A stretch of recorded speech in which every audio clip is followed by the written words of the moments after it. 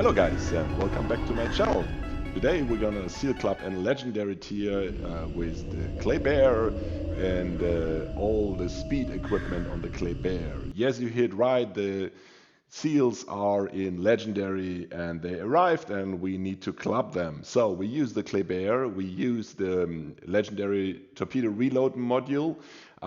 We use all the inspirations for speed, so you can see the torpedoes have a range of 7 kilometers, 62 seconds reload, and we have a somewhat existing AA, but we have the fastest ship in the game. So the base speed is 52.2 knots, and we have a 20% speed boost if we activate that. So that brings us up to 62 something. And we have the legendary perk, which adds another 10% once we're within 7.5 kilometer of the enemy ship. So that can bring the ship up to 65 knots, something like that. So having said that, this is a perfect flanker, and I will show you in the next 40 minutes several games, how I flank the enemy team, how I engage them in unexpected positions, because this is what we're gonna do here. Everybody expects the destroyer to show up at certain positions, but no, if you're 50% faster than the average DD, which usually has 40-45 knots, and we're coming with 60-65, yeah, we're gonna be in a different position, and this is what we're gonna do here. So we have a very destroyer heavy game with 5 destroyers. So we don't want to go center, we're going to go wide. We want to show up next or behind to them because they come as we come. They point their guns to the right because they expect us where the other destroyer behind of me is, because this is the usual speed. And yeah, I'm dropping some torps at their usual occurrence, and then we continue until we find somebody. And the first ship you will see is nose into us, so he doesn't stand a chance to point the guns at us, but he's broadside to everybody, and is the legendary daring with sonar. But we smack him with torpedo, we smack him with guns, with reload booster, and he doesn't have time to fire up his smoke and sonar. He's already almost dead. Then we continue with the Hayate. Also, Hayate has the guns pointed to the other side at first. It takes him like my 2-3 salvos to turn around. And yeah, Daring is gone, Hayate is next. We're gonna drop the torps wide angle, and you may ask why I'm using the wide. Because we're gonna want to distract the enemy DD. We don't expect him to be killed by the torps, but we want just the flash come up and say, oh, torps incoming. And then we have the third DD, which is the Shimakaze. We keep pushing, we are fast, we are 50 knots, something like that. So we're speeding up, we need to watch for the battleships to the right. He might smack us, but the Musashi is slow reload, so it's not really a threat. We're gonna push this Shima in smoke, and the aim is not to allow him to throw his torps at us, which obviously he's about to try, but before he tries it, he's dead already. And then we focus on the Musashi. We're gonna drop our left torpedoes here, and this is the only salvo he gets off to us. So we drop the first ones, we keep moving. You see the legendary perk kicked in with 2% faster reload now. And every 30,000 damage we do, the reload is increased by 2%. This is the new mechanic of the legendary mods, so it doesn't matter if you hit with guns, with torpedoes. Every 30,000 HP you do damage to the enemy, you activate 1 level. Maximum is 5 levels, so the module can increase my torpedo reload by up to 10%. Once I did 150k, and you may ask, can we do 150k? Yes, we can, and I show you a couple of games here. So we're gonna get the Musashi, we're gonna get the remaining ships. So as we see, the B cap is still red, so we give up on the Musashi because Musashi is still flooding. We focus on the Changmu because we want the destroyers down, and we want the B cap. So always play around the center. I've seen so many, and you will see so many Shimakaze and other destroyers. They stay in the back, and we keep losing games because destroyers don't cap. They want to stay in the save. They're afraid to fight. They think they get anything for surviving. No, this game doesn't pay anything for surviving. It only pays if you do some activity. So, namely, you kill somebody, you shoot somebody, you defend something. But if you're just hanging around in the back, topping into nowhere, you don't contribute to the game. You lose money and legendary, and this is if you lose money in legendary, then you should go down in lower tiers and practice because you're not good enough for legendary. If you don't lose money, you can stay in legendary and you can continue to play. But if you keep losing money, you're not good enough. And the game is designed that the people who needs more training to hit something, to defend, to capture, and to understand the basics, they can play legendary because they're gonna make enough money to, let's say, have a somewhat positive outcome. And if you're really good, you can do 300, 400 in legendary. But if you're not good enough, if you're losing money, you can play a handful of games, and then you need to go down and practice. So that was the basically first part of the game. You see, we brought down all the destroyers, and there's just two ships. They're running off, so we're focusing on capping B. But I think my division teamed up with me is quicker in capping B, so I don't get the cap, even though I run the fastest ship. And the speed is something you can really see here. We're coming with 60, 61 knots now.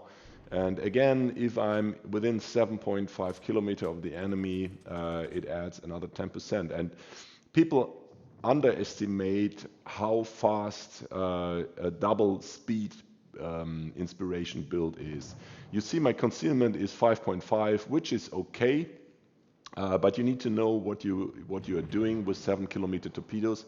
But these torpedoes can be spammed, and you need to really time it. So the best thing is you approach ships coming towards you. You don't want to chase ships. So if you have to chase ships, you have to go all the way outside along them, which you can do because you're almost twice as fast as battleships are. Usually the battleships in legendary, they travel around 30 knots, a little bit under 30 knots, something like that. And if you're coming with 60 knots, you're twice as fast. So you just need to be a little bit patient, and you just surpass them outside, and then you torp them from the parallel position or even ahead of them. But don't chase them because you will be visible to them. But I chase them here because those are the last two. We have 8 ships left in the team. So even if I should be dying, these 2 guys are already dead, and the rest of my team will take care of them. So I'm going for the suicide. And I want to get another kill. And I'm honestly, I'm a little bit selfish. I want to get the Kraken here, which I won't, but I'm very close to it. But the Kurfürst burns down quicker than I can torp it. Yeah, that was the try. And you know, in the end, you want to have some fun in this game with all these people going around. So yeah, we kill the Colbert here. It's always satisfying if you can kill a cruiser, which usually hunts you. And you see the Kurfürst is going down very rapidly now, and not enough time to open fire. So that was the first game, and another 3 are coming.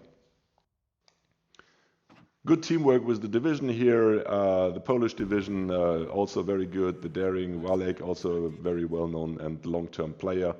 Always skilled, and yeah, always a threat if you run into him. Later on, I ran into him. He got me, and yeah, that's always fun playing with good people who know what they do. So in this game, we're gonna rush, and again, usually both destroyers enter the cap at the same time. But with 60 knots, we are at the other end of the cap before the destroyer even enters the cap. And we want to get these battleships between the island between these battleships and us. So I'm aiming at the right of the cap. I'm rushing through, and I'm not stopping here because I expect the DD to enter to the left or coming around behind that island. And either way, he will not be expecting me where I am right now. And yeah, as you can see in a second, he tried to come around. It's a Hayate. and he's nose into me, and that's no threat for a Kleber because we have perfect torpedo angles to any direction while the Hayate doesn't.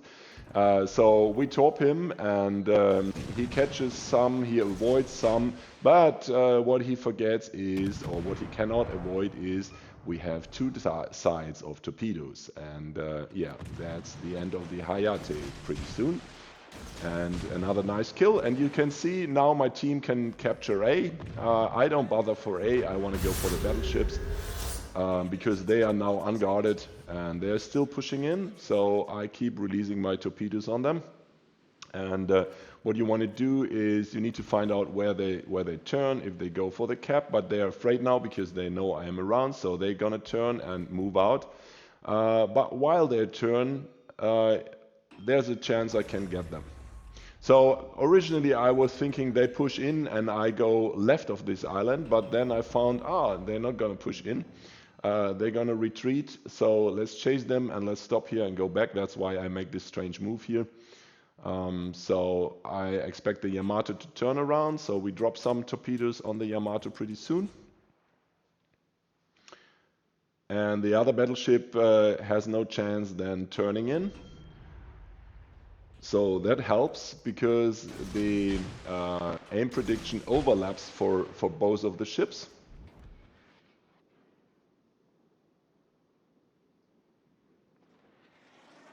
And you can see what's going to happen here.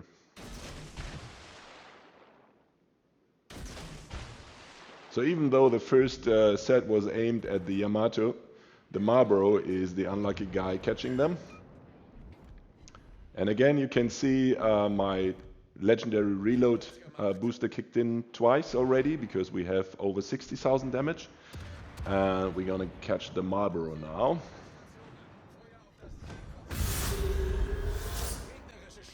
So then the next choice is, are we going to chase the Yamato or are we going to cap A? Usually the instinct would be, yeah, let's cap A. But on the other side, on the other hand, I have 2-3 ships here, and anyway, they are slow moving, and I need to make use of my speed. So I need to make a tactical change and get to B as fast as possible. So I'll leave it to my team. Anyway, they're gonna move slowly, they can cap A, and no threat for them. And I want to deal with the 2 cruisers who soon enter the B cap. I will find out soon. It's the Minotaur and the Kronstadt. Kronstadt with 12-kilometer radar. And you can see what happens and how I react in a second.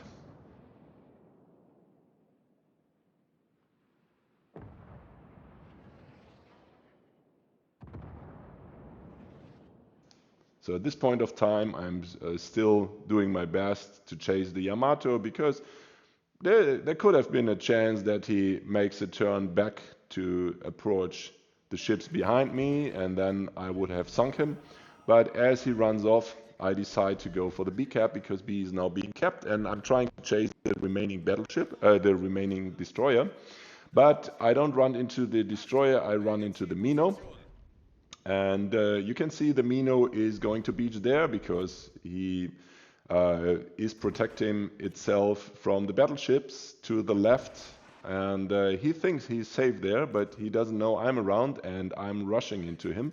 And I have 12 torpedoes almost moving forward, so he's smoking up. He thinks he can use that position and safely spam everybody from there, but yeah, we got 12 torps incoming on you, mate. So I'm very sorry for you. And in the meantime, we're checking the Kronstadt, but the Kronstadt is holding back, so we keep torping the Minotaur just to be sure, because obviously he's not going to move there, he's going to stay there. And then we prepare on a rush on the Kronstadt, because the Kronstadt at the same time is reversing and staying there, so he's not expecting us. We load AP because we expect him to come broadside to us, so we may get some good hits on him. But Kronstadt is very hard to hit with AP. You need to be very close, like 2-3 kilometer. So we are about to rush him now, and thanks to our legendary mod, 8% improved reload booster, our torps are ready again. So with the angles you can see almost forward, It's a very easy kill here, and the Kronstadt has slow moving turrets, and it's the only thing is the 12-kilometer radar for 20 seconds. Beside of that, the Kronstadt is not a threat for any DD. You just rush him, and he can't get me here because the torps don't, the turrets don't turn, so it's an easy kill. And then we have the next ships over there. And obviously I'm keen for the Kraken, but unfortunately it's not gonna happen because the team is too fast. The Montana, and I'm even trying to get some HE out and maybe get the kill shot, but unfortunately I cannot, and yeah, it's going down. Too bad. Would have been a nice Kraken, but not gonna happen. But still, we accumulated nice points here, and you see rushing, changing positions, 150k for kills. Again, a very nice game. Next game, we spawn on the left side of the map, and obviously, like I said in the beginning, this is a flanker. So we're gonna make use of the speed boost, and we're gonna rush around the corner, and we're gonna reach the corner before anybody else is there. And we're gonna drop some torps into the little spot in the middle because we are first there, and sometimes, very rarely, sometimes somebody tries to sneak through. So this is to slow them down, to prevent them to sneak through. And good thing is, if you have 1 minute for torpedo reload, you have them ready once you reach the corner again. While the guys who spam this little hole here with 90 seconds or even American destroyers, they come around the corner not having torpedoes ready. So this is a big mistake many destroyer players do. They do zone torping with 2-minute reload torps, and after 1 minute they engage the enemy DD pans down having no torpedoes. But if you do zone torping with 1 minute reload, that's perfectly fine. So as we come around the corner, we find out, ooh, there's no destroyer, but we have the 2 battleships, and that's juicy for the fastest ship in the game. And the torpedoes hit hard, so we make a sharp right, and we gonna approach them, and we're gonna torp the smoke. As you see, there was a DD, and he was probably thinking getting in there. I don't know why, but maybe the torpedo stopped him, and he was thinking I come around the corner. But now I'm going a little bit wider because I don't want him to spot me. I don't want the battleship to be alert that I'm there. And for sure they don't expect me because with that speed, that's not a usual move for any destroyer to really rush these ships. And watch how the speed goes up once I get into 7.5 kilometer of their range. And yeah, that's happy torping now. And you get a lot of damage here.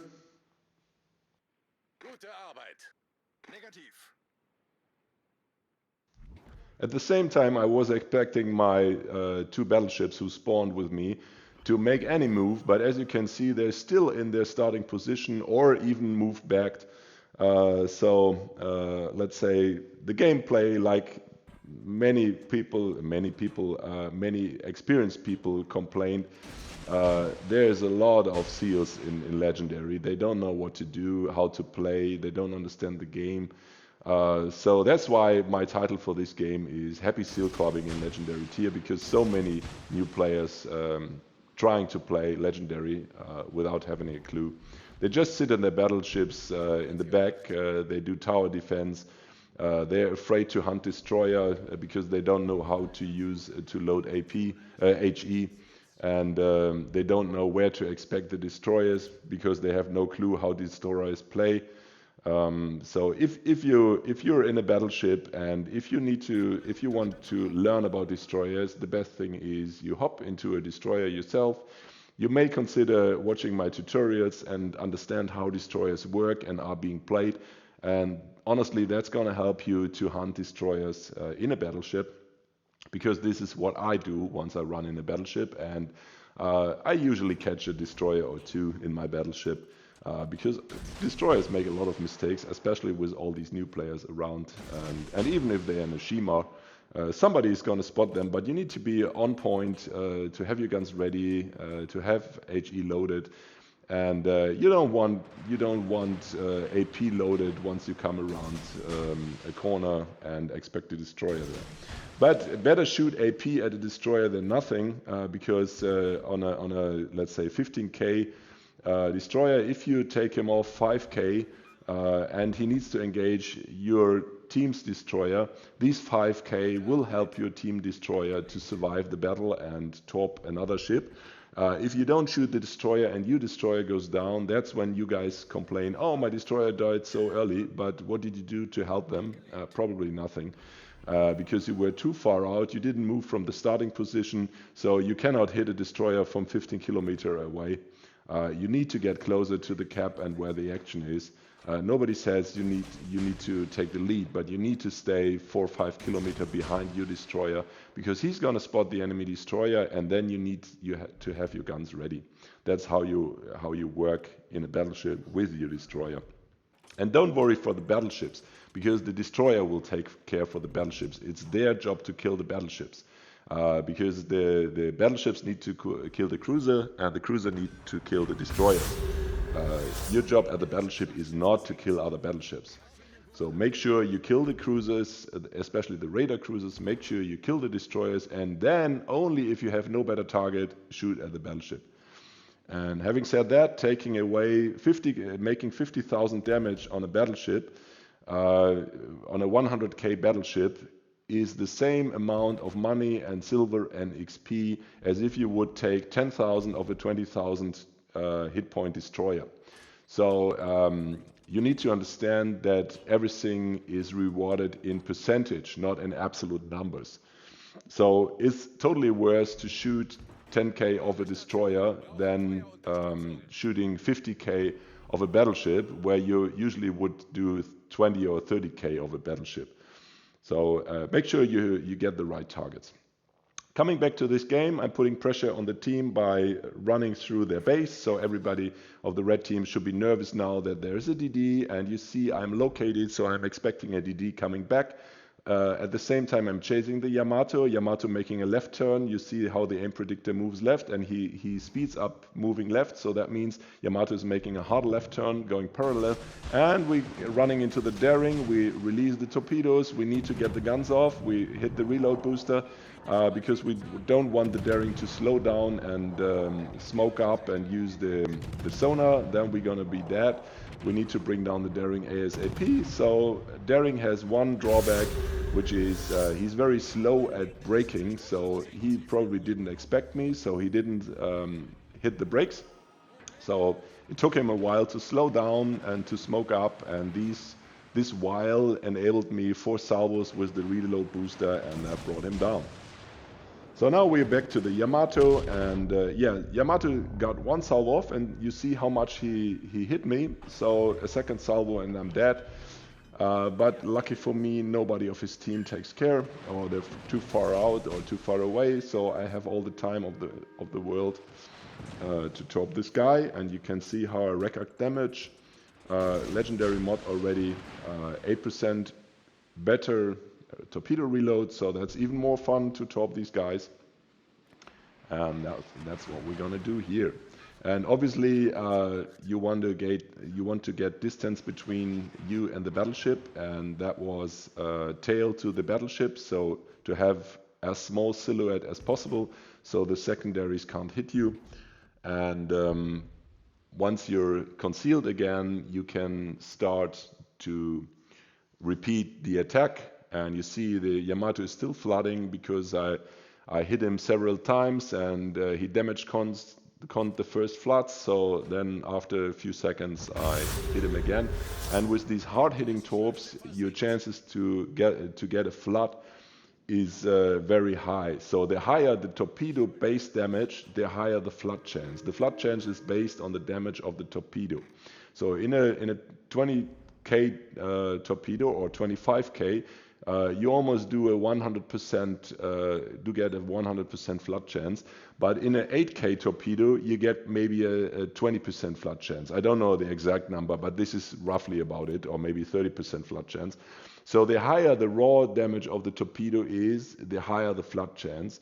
So whenever you have a challenge to get many floods, you should be taking high damage torpedoes, because you're racking up flooding with every torpedo hit almost. That's the best you can do. So now we are just chasing the last destroyer, and we expect him to come back to the base to chase us, but obviously he's not, and you can see soon he's moving out behind that big island to the right. And yeah, somebody's gonna highlight him, and yeah, then we get the final kill shots. So I was just doing some area denial torpedoes here, and we're waiting for the booster to hit the radar, and then we can get the kill shot in this one. You see, again, I was flanking very fast around the corner. All these battleships, they were still in the back. So we torped them, and some people say, oh, the job of the destroyer is to kill other destroyers. Yes, but you don't want to engage too early, and you don't want to engage a destroyer who is protected by another 3 destroyers. So it might be pretty useful to first kill the battleship support, and then in a one-on-one you can start to take down the destroyers. Because otherwise, in the current meta with all those secondaries around, if you engage a destroyer and there are 3 battleships in the back, their secondaries, they kick ass, and you will be sunk before you can say ABC. And that's why I tend to really carefully pick my fights and see if it's worth to engage a destroyer or not. So this is the last game, and again we are on the flank, so we do what we can best do in the Clay Bear. We're gonna flank with 61 knots. And again, usually you enter the cap at the same time, but when the enemy DD enters the cap, I'm already at the far end of the cap. And you will see he's a little bit surprised, and his support is far away, so there will be a Shima. We're gonna fight the Shima, and as long as there's no support, we can take on any destroyer. But if there's support, you better find the better target, and sometimes it's worth to retreat or to go around. And since we have the fastest destroyer, we have all the strategic options, so you need to play the legendary tier more strategically and consider if it's worth to engage. Again, the aim in the speed Clay Bear is to catch enemy ships in positions where they don't expect you, because many people know where ships pop up with their regular speed. But imagine you had a battleship going, instead of 30 knots, going 45 knots. The battleships would be in positions you wouldn't expect them, and that would bring you in trouble because the guns would be pointing at the wrong direction. You wouldn't be ready to fight them, and this is another 5 to 10 seconds before they get shots off, which you can use to get your shots off. And here we're trying to get the cap before we move on. That's why we let the Shima go off. I could have made a sharp left turn and stay inside 3 kilometers of the gun range, but I wanted to secure the cap first. And unfortunately in this game my team is potatoing pretty hard. We're gonna lose this, but anyway, it's a good game. For myself, I'm getting a couple of hits and kills, and that's why I'm putting it in. And also it shows the potential how far out and in you can back on this ship. You wouldn't do that with a 35-40 knot destroyer like in the Akizuki going with 35 knots.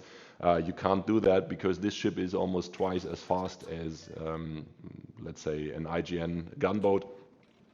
But here you can almost reach the other end of the map, and then you can come back and still get your kills and take them down.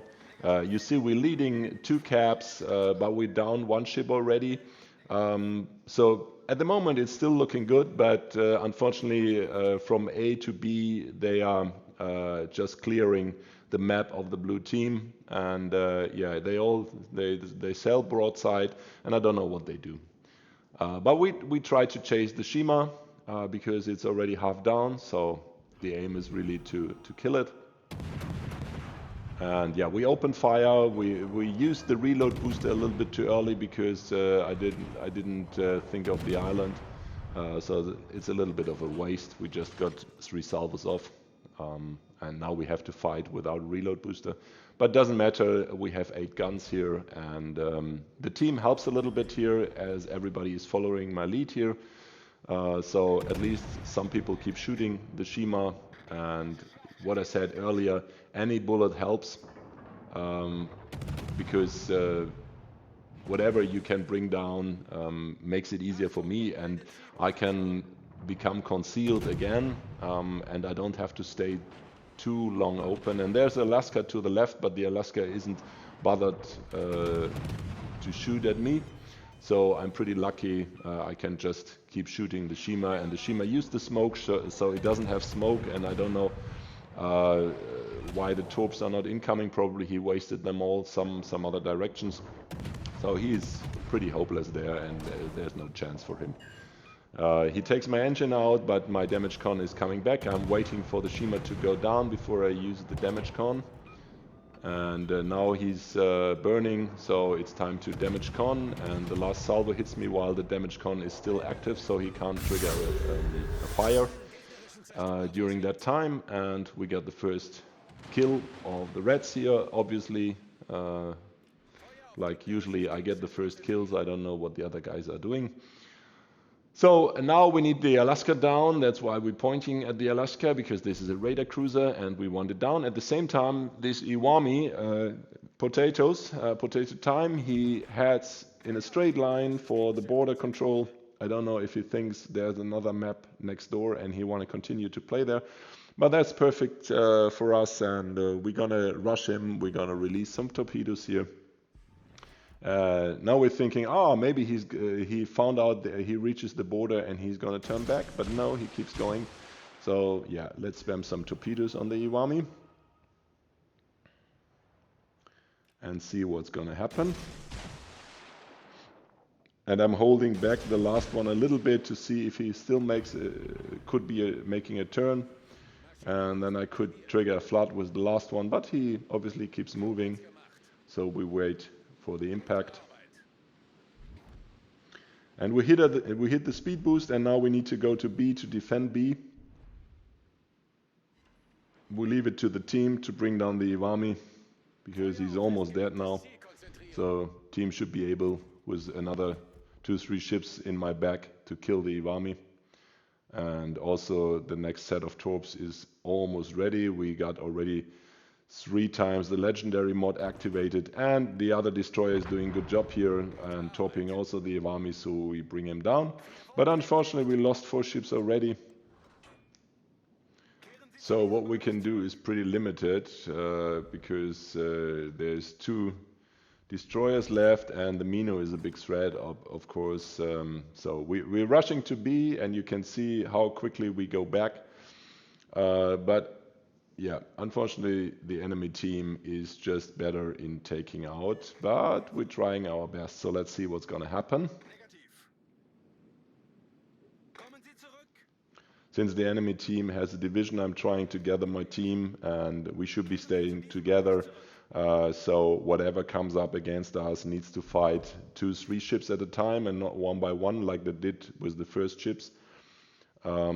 Yeah, but unfortunately we are too much spread, and you can see the ship south of me. He's broadside to the enemy. So yeah, we're gonna go down.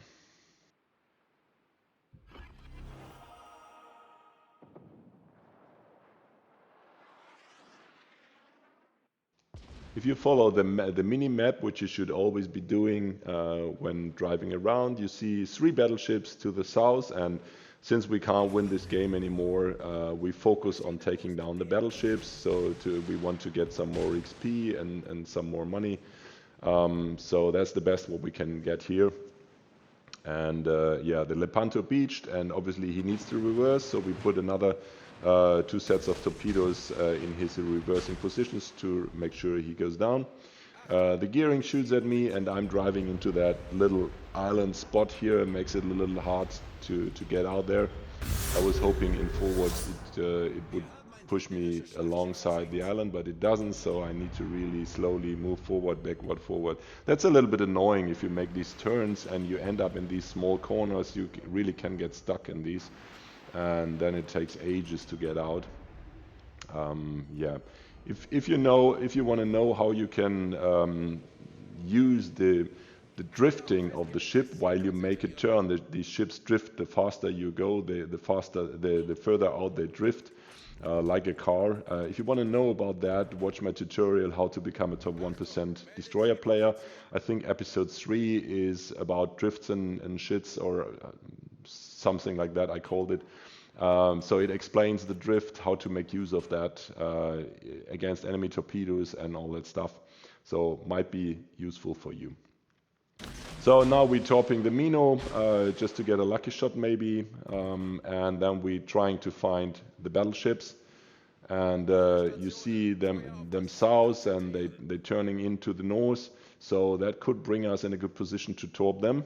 That's why we're heading south, or we're rushing south, and again we're getting close, but as you can see, any seconds we will be spotted pretty soon. So now you see the 7.5 kilometer kicked in, and but I'm slowing down a little bit because I need the torpedo to reload, and I want to turn, use the other side. So I'm slowing down not to go too far away from the 7 kilometer torpedo range. That's why I'm turning slowly, and also the turn itself, it's more narrow if you turn slower. And then you can see the Shima pops up. He detected me quickly, but unfortunately he keeps going, unfortunately for him. And the Schlieffen also takes the torpedo, so I got a double strike here, which somewhat helps us again. If the battleship would have survived a little longer and taken the Mino, I might have been lucky getting the Yummy. And yeah, the gearing probably would have gotten me, because with 3.5 kilometer against HP against the full HP gearing, you can't stand a chance unless you're really quick and torp him. But usually that fight can't be won if you're down in HP. Different situation if I had full HP and a reload booster, then I would take the gearing, no problem. But in this situation, I can't. So I see the Yamato slows down, so I'm trying the brake position, and you see the sudden movement of the aim predictor, which tells me he ran into the wreck, and the wreck stopped him. So I'm torping the wreck position, because the wreck will sink in a few seconds, and I hope by the time the torps reach the wreck, the Yamato is still there, because he might be slowly starting. And then unfortunately I run into the Mino, so I load HP to at least get one salvo off, but that's my secure dash. I can't get away here, and yeah. But you see how much I smacked the Mino. A second salvo and the Mino would have been dead. So if only I had a little bit more health, yeah, we could have done well. Thanks for watching. That's it for today. Hit the thumbs up, subscribe, and thank you out there. Bye bye. Have a good day.